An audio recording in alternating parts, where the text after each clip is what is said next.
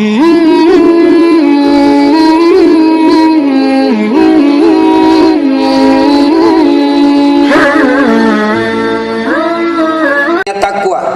dan janganlah kalian mati kecuali dalam keadaan beragama Islam. Ayat ini tiap Jumat dibacakan khatib. Tidak sah khutbah Jumat apabila khatib tidak membaca ayat ini. Wahai orang-orang yang beriman, bertakwa kalian kepada Allah dengan sebenar-benarnya takwa, dan janganlah kalian mati. Coba dengar, jangan kalian mati. Rasa-rasanya ayat ini tidak masuk akal. Jangan kamu mati. Memangnya mati ini kita yang tentukan. You mau atau tidak pasti mati. Orang kaya, orang miskin, raja-raja, rakyat biasa, bupati, kau yang bilang semua mati. Berarti yang jadi masalah bukan mati itu. Yang jadi masalah, kata Allah, wala tamutunna illa wa antum muslimun, kecuali kamu dalam beragama Islam. Maknanya banyak orang lahirnya Islam, nikahnya Islam, KTP-nya Islam, tapi belum tentu dia mati dalam keadaan Islam. Seolah-olah Allah ingin berkata kepada kita, Das'ad, kau lahir Islam, KTP-nya Islam, tapi hati-hati kau bos, belum tentu kau mati dalam keadaan Islam. Ada ndak orang Islam yang mati kafir? Banyak. Mana? Contoh, jangan marah. Contoh saja nih, jangan marah. Anak muda, lem pox, dia campur lem tikus. Yang kau campur lem Korea, ndak mau terbuka mulutmu itu, ngelem. Mabuk setengah, diambil motornya. Bayangkan orang mabuk setengah naik motor, dia listrik dikira aspal, pak, mati kafir kau bos. Ada barang haram kau sudah konsumsi. Contoh aja nih, contoh. Makanya anak muda silakan jadi anak gaul, anak band-band, anak motor-motor, anak skater, anak apa saja. Yang penting jangan dekati yang namanya minuman keras. Contoh lagi, yang bisa mati dalam keadaan kafir. Siapa? Duda. Ada duda di sini? Ada? Dilarang nikah sama anaknya. Nggak usah nikah pak, bapak sudah tua. Tua apa lagi nikah, bikin malu-malu. Ada juga anak-anak yang larang bapaknya menikah pak, karena sudah tua. Bikin malu kita dengar mereka yang suka larang bapaknya menikah. Usia laki-laki bisa pensiun, usia laki-laki bisa tua, tapi ketahuilah jenis kelamin laki-laki tidak pernah pensiun. Larang menikah, sementara bapaknya suka nonton film porno di video-video porno. Dia nonton di HP-nya. Akhirnya apa? Dia pergi berzina. Pas berzina kena serangan jantung, mati kafir. Siapa lagi? Contoh aja nih, contoh. Tanggal 17 April kemarin yang menerima serangan fajar.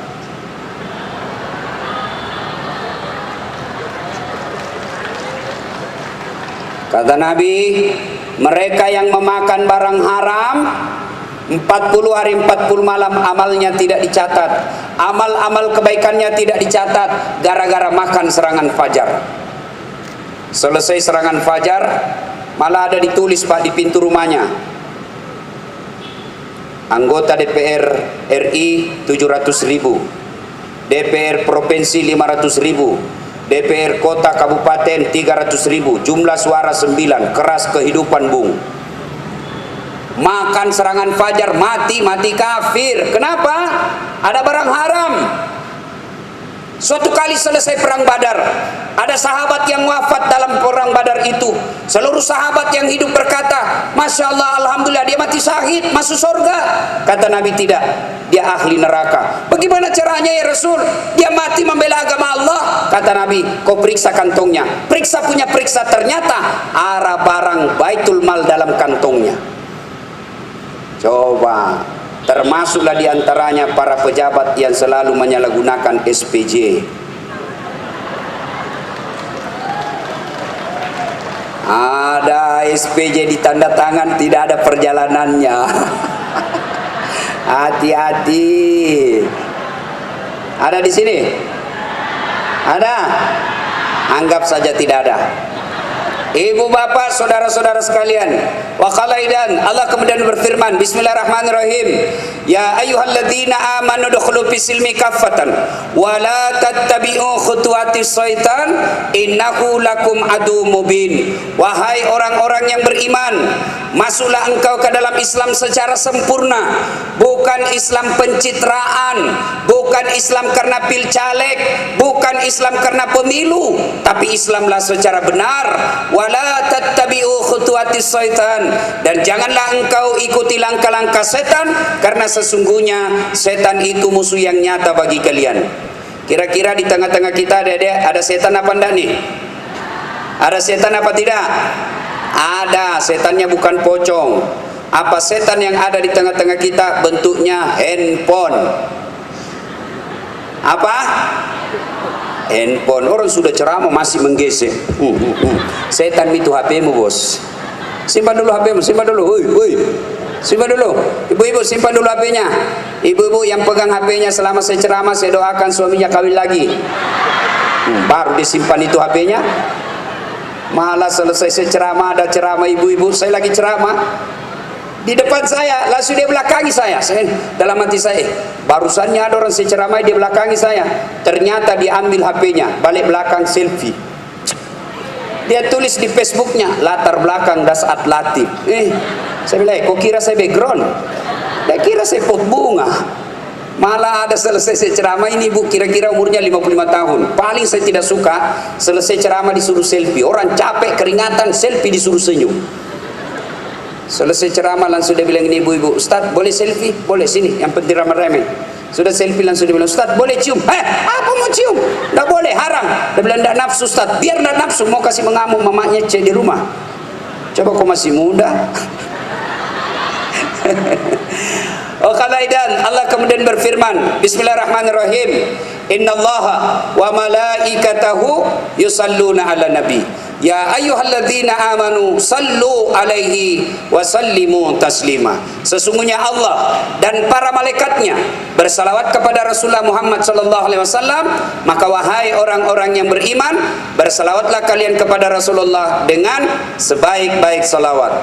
Salatullah salamullah ala toha rasulillah, salatullah salamullah ala yasin habibillah. Saya kalau di Sulawesi saya salawat begini ikut semua jamaah. Di sini dia lihat-lihati saya. Dia kira saya nyanyikan. Ayo kita salawat sama-sama. Salatu salamullah ala toha, salatullah salamullah ala yasin habibillah. Ibu bapak, saudara-saudara sekalian teristimewa yang kita hormati, Bapak Bupati dan Wakil Bupati, Bapak Sekda, seluruh aparat sipil, militer maupun polisi yang insya Allah dimuliakan dan dirahmati oleh Allah Subhanahu wa Ta'ala. Saya ingin menyampaikan hadiah.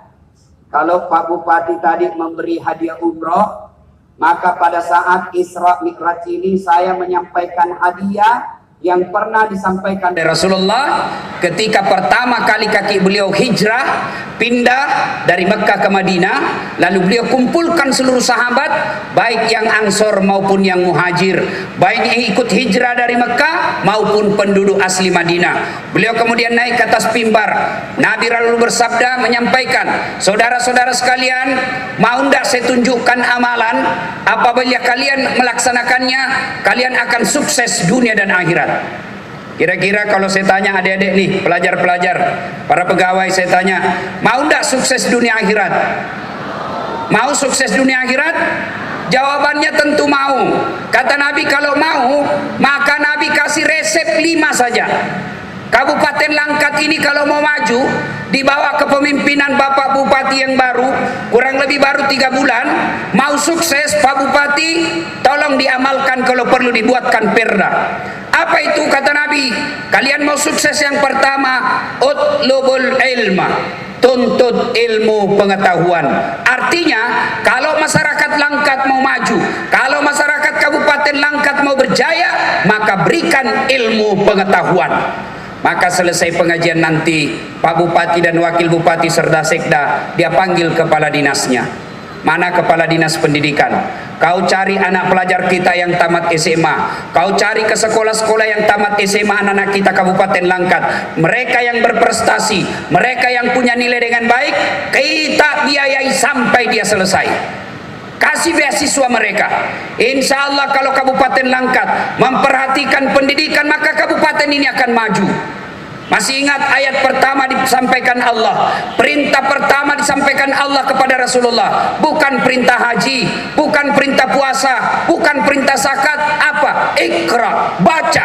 Artinya masyarakat Langkat, adik-adik sekalian, baca ilmu kehutanan, baca ilmu pertanian, baca ilmu kelautan, baca ilmu kehewanan, perbintangan, baca ilmu segalanya kita pelajari. Bismi rabbikal ladzi khalaq, dengan nama Tuhan. Maka ASN saya mengajak kepada kita semua, kalau mau punya jabatan yang baik, mau dapat posisi yang baik, tidak usah cari muka sama bupati. Sekolah saja yang baik. Tidak usah ini pegawai mendapat jabatan. Ya Pak, ya Pak, cemen lumen. Kampungan. Tidak laku lagi itu cari muka. Mukamu sudah Allah kasih. Mau naik jabatan, yuk belajar dan belajar. Mumpung bupati kita baru, maka tunjukkan kualitas diri kalian. Dengan cara apa? Belajar. Ada yang bilang begini, saya sudah 20 tahun jadi pegawai, ini baru 5 tahun kok sudah dipromosi. Ingat, bapak betul 20 tahun, tapi otaknya Pentium 1, lambat loading. Ini baru 5 tahun tapi otaknya Pentium 4, prosesornya cepat loading. Ada pegawai suruh bikin surat saja tidak bisa. Pak Bupati bilang, kau bikin suratnya? Siap Pak. 2 hari kemudian, sudah suratnya? Sudah Pak, tinggal di print. Belum sudah namanya itu. Ada juga pegawai seperti ini. Maka pegawai negeri kalau mau maju, ayo belajar. Silahkan belajar. Allah akan berikan kemuliaan orang yang punya pendidikan. Mana contohnya? Adik kita tadi, tidak disangka-sangka, tidak pernah dibayangkan, tiba-tiba hari ini dapat undangan rezeki pergi ke Baitullah. Kenapa? Karena punya ilmu. Maka adik-adik sekalian belajar. Ali bin Abi Thalib pernah ditanya, Ali, apabila kau disodorkan pilihan antara harta dengan ilmu, kau pilih mana? Adik-adik saya tanya, kalau Pak Bupati kasih pilihan handphone iPhone X dengan kitab Durratun Nasihin, pilih mana dek? Pilih mana? Kitab, pencitraan. Pasti pilih apa? Handphone. Ali bin Abi Thalib ditanya, Ali, kalau kau disodorkan harta dengan ilmu, kau pilih mana Ali? Ali pikir, saya punya ilmu, pilih ilmu. Kenapa pilih ilmu ya Ali? Kata Ali, ada 3 kelebihan ilmu dibanding harta. Apa itu? 1, harta setengah mati kau jaga, ilmu dia yang jaga kamu. Mana buktinya? Adik-adik punya uang 5 juta, masukin kantoran, masuk di apa itu, kaleng-kaleng, ya, bukan kardus ya, kaleng-kaleng. Sudah itu kaleng-kalengnya digembok. Ini kardus digembok, tidak tahu bagaimana akalnya. Ya, kaleng.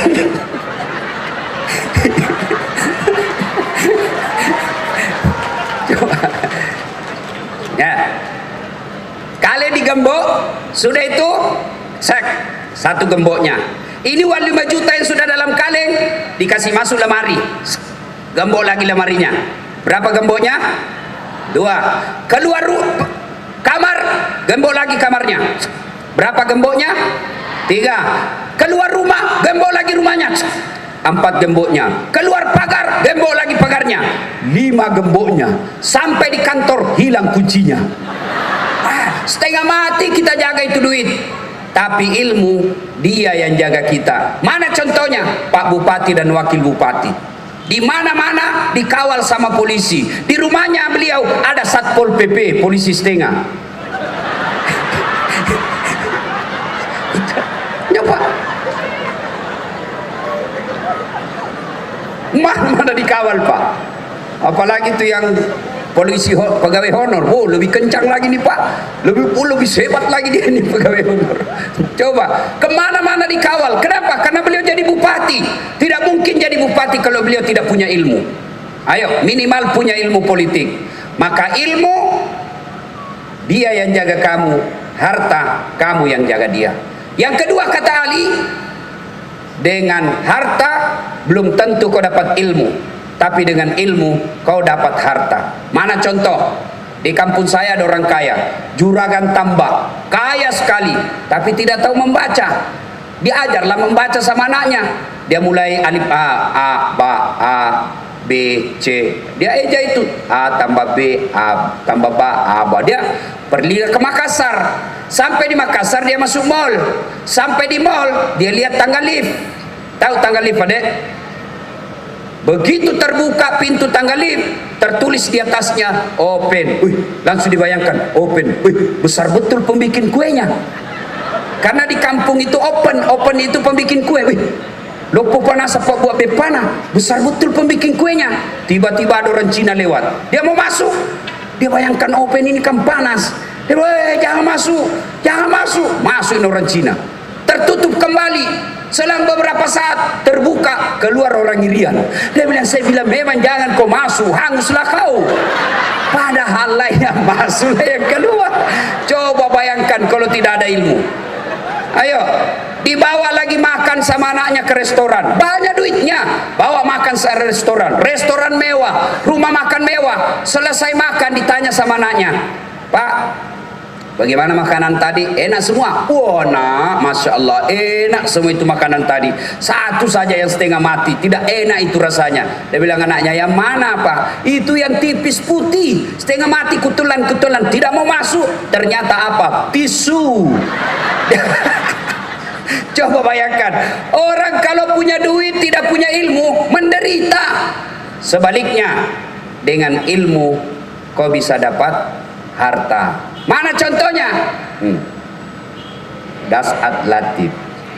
Sekarang orang bingung kenapa naik tiket. Saya tidak pernah bingung soal naik tiket. Mau naik atau tidak menjadi masalah. Kenapa? Bukan saya yang beli.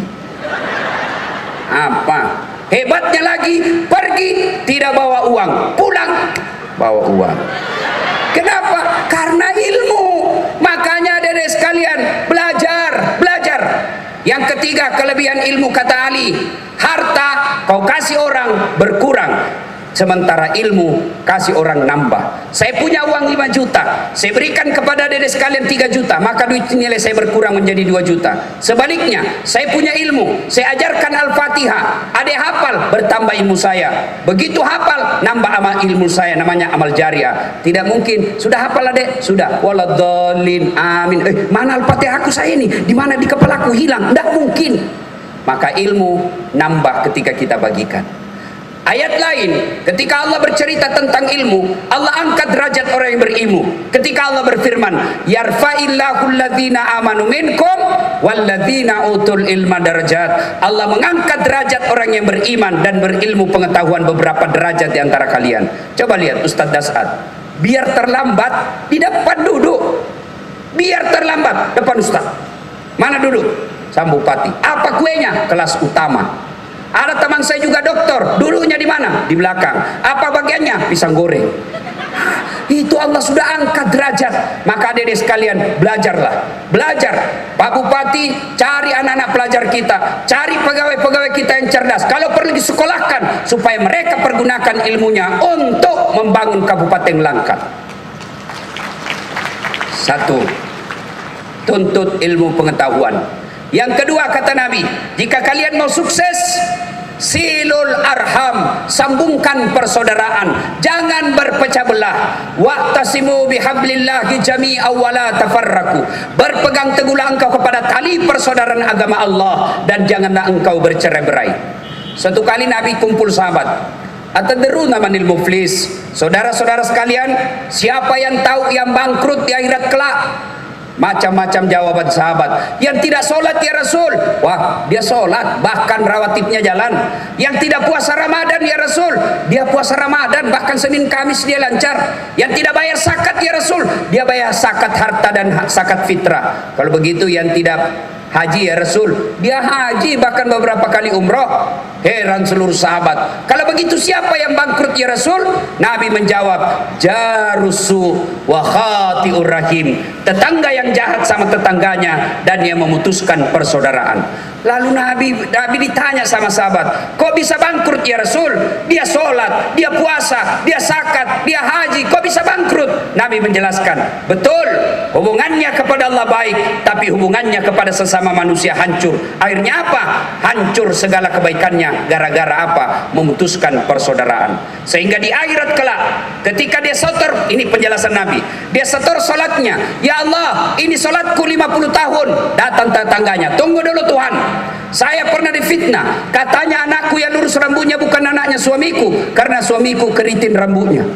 Dia tidak tahu anaknya lurus rambutnya karena sudah direbonding.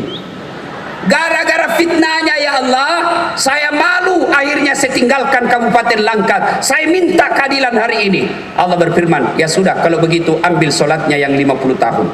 Habis sholatnya, dia setor lagi puasanya, ya Allah ini puasaku 50 tahun. Datang lagi temannya, tunggu dulu, saya pernah sama-sama caleg di Kabupaten Langkat, dia fitnah saya sudah jual baleho, saya sudah sebarkan baju, saya sudah sebarkan kudung, saya difitnah. Gara-gara fitnahnya saya tidak terpilih, saya minta keadilan hari ini. Allah berfirman, ya sudah ambil puasanya 50 tahun. Habis sholat, habis puasa, dia setor lagi zakatnya, ya Allah ini zakatku. Datang lagi tetangganya, tunggu dulu Tuhan, saya pernah satu kantor di Kabupaten Langkat, dia fitnah saya, katanya mobilku hasil korupsi, mantan-mantan saya pegawai honor, pegawai tidak tetap. Sudah itu saya tetap tidak pegawai, PTT, pegawai tidak tetap tidak pegawai.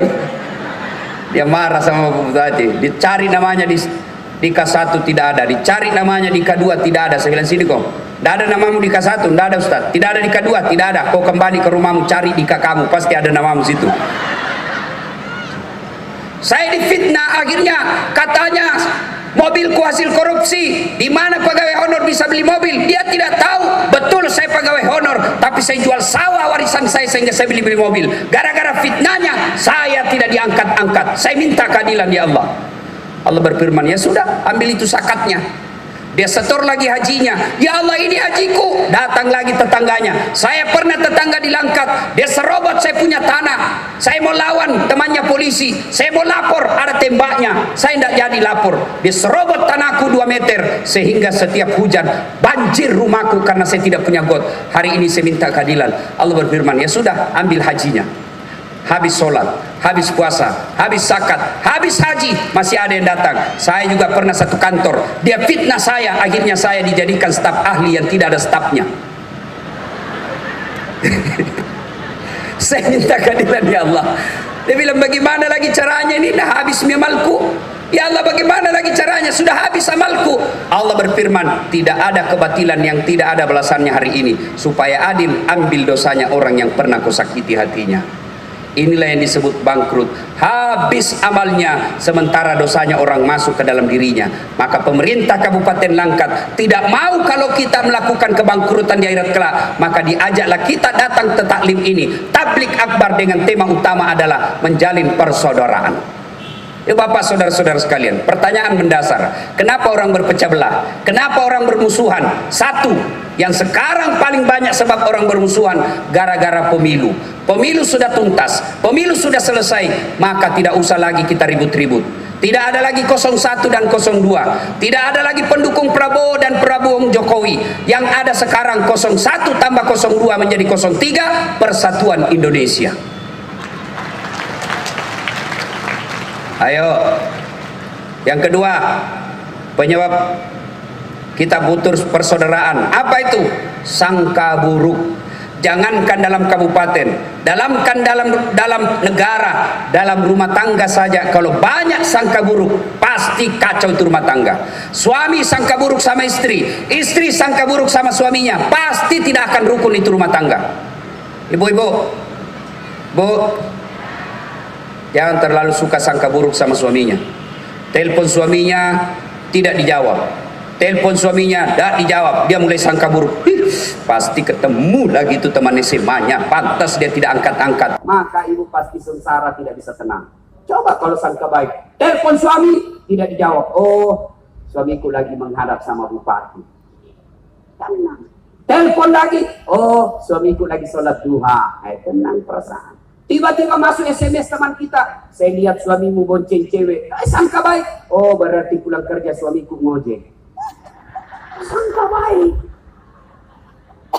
Coba tiba-tiba didapat lagi orang teman kita WhatsApp, saya lihat suamimu mesra betul sama cewek, dia antarnya, sangka baik, oh suamiku kan pegawai negeri sipil, memberikan pelayanan terbaik kepada masyarakat.